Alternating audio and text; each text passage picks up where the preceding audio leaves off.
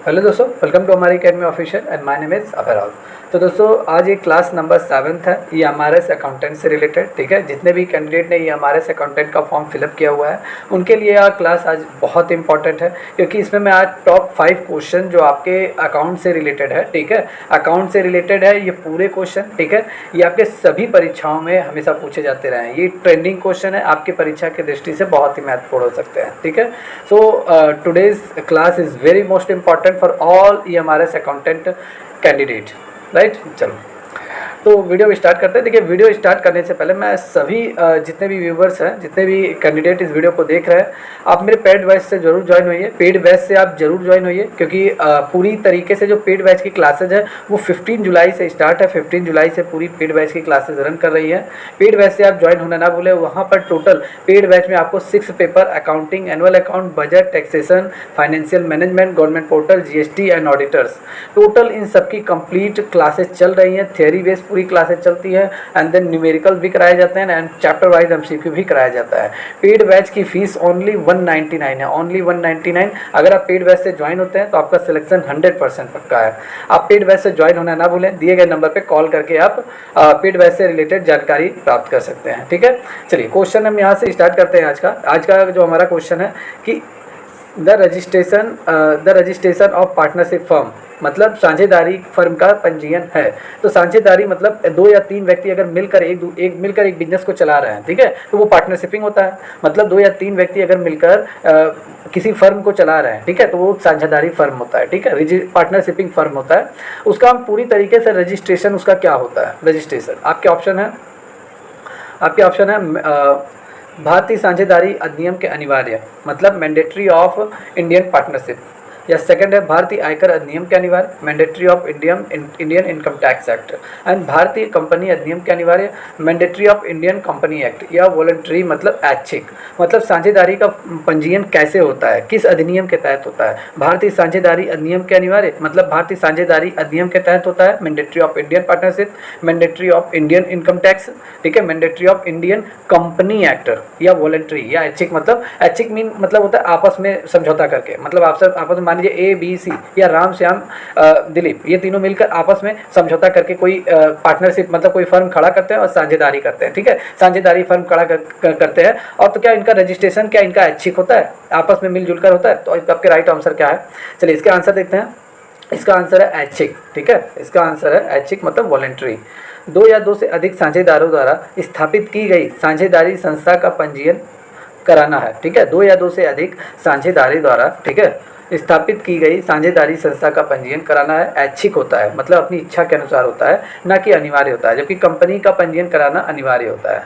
Mean ये है कि अगर 2 या 2 से अधिक व्यक्ति एक दूसरे के साथ मिलकर कोई बिजनेस कर रहे हैं, ठीक है, एक दूसरे के साथ मिलकर, और तो साझेदारी संस्था का पंजीयन कराना उनकी इच्छा पर निर्भर करता है। अगर वो उनकी इच्छा है कि हाँ चलो रजिस्ट्रेशन करा लिया जाए, अब इस फर्म को हम लोग चला रहे हैं तो चलो अब इसका रजिस्ट्रेशन करा लिया जाए, वो उनकी इच्छा पर होता है। लेकिन अगर वो कंपनी का पंजीयन कराना लेकिन उनका अनिवार्य होता है। कौन सी कंपनी है, ठीक है।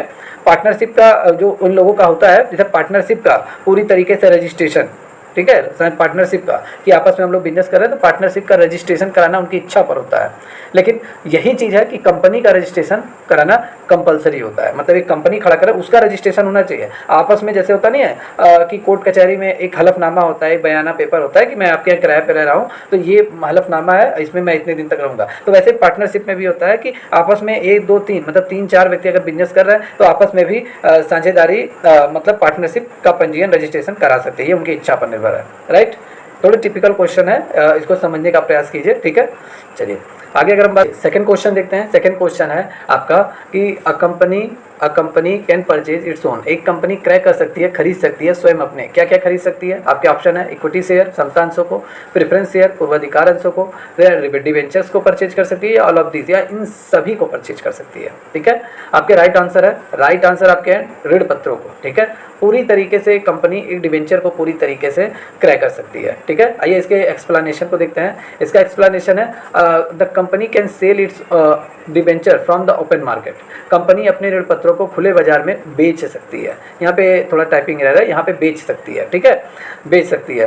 The purpose of this purchase can be one of the following two ठीक है। इस क्रय का निम्न में से दो में से एक उद्देश्य हो सकता है। क्या क्या उद्देश्य हो सकता है? क्रय के ऋण पत्रों को निरस्त करना, क्रय के ऋण पत्रों को निरस्त करना, मैं कैंसिलिंग द डिवेंचर परचेज, और क्रय के ऋण पत्रों को निवेश के रूप में रखना, keeping the debenture of the purchase as a investment. ठीक है, तो कंपनी क्या कर सकती है? डिबेंचर को क्रय तो कर सकती है, खुले बाजार में बेच भी सकती है। पैसे की जब उसे कमी पड़ती है कंपनी को, तो ओपन मार्केट में अपने डिबेंचर को बेच सकती है। ठीक है, और इसका निम्न उद्देश्य हो सकता है कि वो जो जितने उसने डिबेंचर को उसने क्या किया है, परचेज किया है, उसको निरस्त करना। ठीक है, एंड जितने भी उसने डिबेंचर को परचेज किया उसको इन्वेस्टमेंट के रूप में भी रख सकती है। ठीक है, तो इंपॉर्टेंट है, थोड़ा टिपिकल है, आपको समझने में टाइम लगेगा, मतलब समझ में आएगा, लेकिन यह है कि जब आप इसको पूरा डिटेल में पढ़ेंगे, इसीलिए पेड बैच की क्लास चालू की गई है। ठीक है, पेड बैच में आपको पूरा कंप्लीट आपको चैप्टर वाइज पढ़ाया जा रहा है। ठीक है, तो पेड बैच से हमारे जरूर जुड़िए। ठीक है, चलिए इंपॉर्टेंट है। चलिए आगे क्वेश्चन है, थर्ड क्वेश्चन है आज का। ऋण पत्र धारक होते हैं, डिबेंचर होल्डर्स आर, क्या होते हैं ऋण पत्र धारक? कंपनी के स्वामी होते हैं। The company has its owner, company को मत देने का अधिकार होता है। The company has the right to vote, company को लाभांश प्राप्त करने का अधिकार है। The company has right to receive dividend, company के लेनदार होते हैं। The companies has its creditor. तो ऋण पत्र धारक क्या होते हैं? डिबेंचर होल्डर्स आर क्या होते हैं? आपके आंसर देखते हैं। आपके आंसर है कंपनी के लेनदार होते हैं। The company has its creditor, ये ऋण पत्र धारक जो होते हैं, ठीक है, डिवेंचर होल्डर, ये कंपनी के क्या होते हैं? कंपनी के लेनदार होते हैं। मतलब लेनदार मीन क्या होता है? क्रेडिटदार मतलब क्रेडिटर्स, लेनदार मतलब क्रेडिटर जो आपसे पैसा ले जाते हैं। मान लीजिए आप एक व्यवसायी हैं, मैं एक व्यवसायी हूँ, मतलब आप एक व्यवसायी हैं, तो आपसे जो पैसे ले जाएंगे, जिनका आप बाकी हो, हाँ इनका मैं बाकी हूँ, इनका मैंने गुड्स जो है वो उधार में लिया था, तो वो मुझसे पैसे लेने आएंगे। जो मुझसे पैसे लेगा वो हमारे क्रेडिटर्स होंगे, और जो मैं जिनसे पैसे लूँगा, जो हमें पैसे देंगे, वो हमारे डेप्टर्स होते हैं, देनदार होते हैं। राइट, तो यहाँ पे अगर हम बात करेंगे, debenture holder are not the owner of the company, rather they are creditors to the company who can recover their money from the company if necessary, where the owner shareholders of the company can get their money only by liquidation of the company। ऋण पत्र धारक जो होते हैं, ऋण पत्र धारक वो कंपनी के ओनर नहीं होते हैं। ठीक है, अब तो यह कंपनी के क्या होते हैं? क्रेडिटर्स होते हैं, जो आवश्यकता पड़ने पर कंपनी से क्या हो सकते हैं? अपने धन को वसूल सकते हैं। इन्हें अगर जरूरत पड़ गया तो कंपनी से ये क्या कर सकते हैं? कंपनी से अपने मतलब धन को, मतलब पैसे को वसूल सकते हैं, मनी को। ठीक है, क्योंकि ये कंपनी के लेनदार होते हैं। ठीक है, कंपनी की लायबिलिटी होती है इनकी। ठीक है, इनका पैसा बाकी इनको देना है। जबकि कंपनी के जो ओनर होते हैं, अंशधारी होते हैं, वे केवल कंपनी के समापन द्वारा ही धन प्राप्त करते हैं। कंपनी के समापन मतलब कंपनी का जब पूरी तरीके से लिक्विडेशन होता है, मतलब समापन पूरी तरीके से कंपनी बंद होता है। ठीक है, तो मतलब एक लेखा जोखा जो होता है, वर्ष के अंत में जो ईयरली अंत में जो पूरा एंट्रीज रहती है, बिजनेस रहता है, तो बिजनेस का जो सबसे अंतिम महीना होता है, ठीक है, जैसे 1 अप्रैल से 31 मार्च, तो 31 मार्च में जब कंपनी पूरी तरीके से उसका वार्षिक लेखा जोखा होता है, उसमें जो प्रॉफिट वगैरह होता है, वही क्या होता है? कंपनी के स्वामी उसमें पाने का हकदार होता है। ठीक है, चलिए फोर्थ क्वेश्चन देखते हैं। फोर्थ क्वेश्चन है, एक धर्मांध संस्था द्वारा किसी विशिष्ट उद्देश्य की प्राप्ति के लिए दान की राशि को लिखा जाता है। Amount of donation received by a charitable organisation for a specific purpose is written off. कहाँ पे लिखा जाता है? अगर एक धर्मांध संस्था है, एक कोई पूजा पाठ वाली संस्था है, ठीक है, धर्मांध संस्था धर्म के प्रति वो कार्य करता है, अच्छाई के लिए कार्य करते हैं, ठीक है, तो अगर उनको कोई दान की राशि प्राप्त होती है चैरिटी में, तो वो कहाँ पे लिखते हैं? ठीक है, चिट्ठे के दायित्व पक्ष में, संपत्ति पक्ष में लिखते हैं, on the assets side of the balance sheet. चिट्ठे के दायित्व पक्ष में, on the liability sides of the balance sheet. आय और व्यय के लेखा आय पक्ष में, on the income side of the income and expenditure account. आय और व्यय के लेखा के आय पक्ष में, on the income side of the income and expenditure. ठीक है, इनकम एंड एक्सपेंडिचर अकाउंट्स। ठीक है, तो यहाँ पे आपका क्या होगा? यहाँ पे आपका राइट आंसर होगा चिट्ठे के दायित्व पक्ष में। चिट्ठे के दायित्व पक्ष में इसका आंसर होगा liability side of the balance sheet. Balance sheet के दायित्व पक्ष में लिखते हैं। ठीक है, लायबिलिटी साइड में लिखते हैं। भाई अगर एक धर्मांध संस्था है, वो चैरिटी, उसे दान में कहीं से पैसे मिल रहे हैं, चैरिटी में ही मिल रहा है। ठीक है, अभी वो क्या है, उसको पैसे कहीं से आ रहे हैं, वो उसने किसी दूसरे से पैसे लिए हैं। मान लीजिए चैरिटी में दिया हुआ पैसा नहीं वापस करना है, लेकिन फिर भी उसे हम क्या कर सकते हैं? उसको हम दायित्व में लिखते हैं। भाई किसी का बकाया है, वो हमारी कमाई नहीं है, किसी दूसरे ने हमें दिया है। ठीक है, वो भले ही वो चैरिटी में ही मिला हो, इसलिए उसको क्या लिखते हैं? उसको चिट्ठे के लायबिलिटी साइड में लिखते हैं। बैलेंस शीट के लायबिलिटी साइड में मतलब दायित्व पक्ष में। दायित्व मतलब आप किसी के बकाया हो, ठीक है, उस साइड उसको लिखते हैं। तो यहाँ पे एक्सप्लेनेशन देख लेते हैं। If the donation is received by a charitable organization for a specific purpose, then it's shown on the liability side of the balance sheet, and any profit or loss on it's shown in the balance of itself। एक धर्मांध संस्था है, यदि दान की किसी प्राप्ति होती है, वो भी किसी विशेष उद्देश्य से हुई है, तो उसे आर्थिक चिट्ठे के दायित्व पक्ष में दर्शाते हैं और उस पर किसी भी प्रकार के लाभ हानि आर्थिक चिट्ठे में ही दर्शाते हैं। अगर कोई भी उसमें प्रॉफिट हो रहा है, लॉस हो रहा है, ठीक है, तो उसको आर्थिक चिट्ठे में ही दर्शाते हैं। ठीक है, चलिए नेक्स्ट क्वेश्चन देखते हैं। नेक्स्ट क्वेश्चन है, ये देखिए क्वेश्चन नंबर 5 है। यहाँ टाइपिंग थोड़ी एरर हो गई है। Fix assets are held by business for, जो हमारी जो अचल संपत्तियाँ होती हैं, ठीक है, के लिए रखी जाती है, व्यवसाय द्वारा के लिए रखी जाती है। किसके लिए रखी जाती हैं? कन्वर्टिंग इनटू कैश, मतलब नकदी में परिवर्तित करने के लिए, जनरेटिंग रेवेन्यू, राजस्व उत्पन्न करने के लिए, या रीसेल, पुनः विक्रय के लिए, नन ऑफ दिस, इनमें से कोई नहीं, इनमें से कोई नहीं, नन ऑफ दिस, इनमें से कोई नहीं।